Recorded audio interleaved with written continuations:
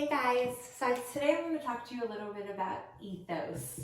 And if you remember from the earlier video, I said Aristotle talked about how there's a speaker of an argument, and he referred to that appeal when you're really trying to think about how do you strengthen your speaker's kind of chances in an argument. We talk about it being an appeal of ethos. And we had being aware of the audience, which is pathos. And we had the actual thesis or claim, and all of the support being logos. And we're going to use advertising to kind of look at argument to start.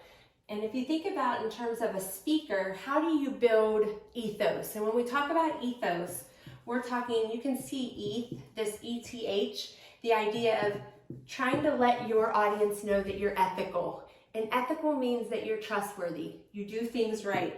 So trustworthy, credible. They want to know that you're professional when you're making an argument. All of these things, and that you have the experience to be talking about whatever it is you're talking about.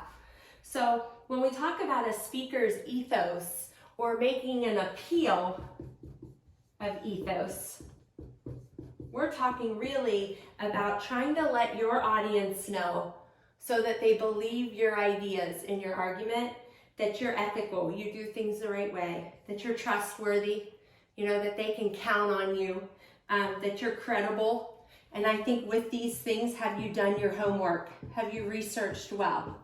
Okay, are you professional in your approach? All of those things will build your ethos. And also, do you have the experience to be really talking about this? And this is how you build up yourself as the speaker in an argument.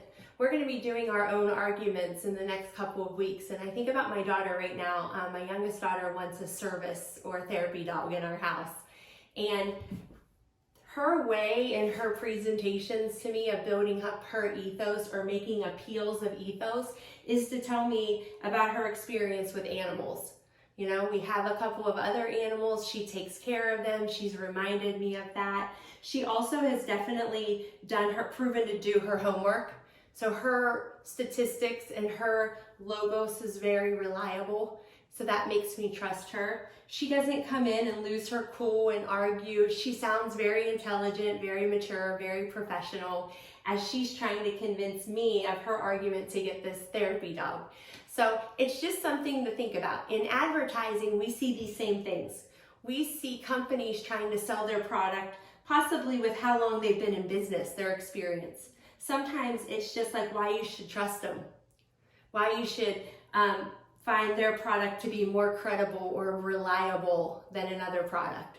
You also see them use famous people, like an endorsement. And I think sometimes if you have experts who support you, then your credibility raises up because you have somebody who's credible kind of speaking for you. And you'll see this with famous people in advertising. So what I want you to do is I created a document for you, and you'll see a person on there. So when we talk about ethos, we're talking about people, this speaker.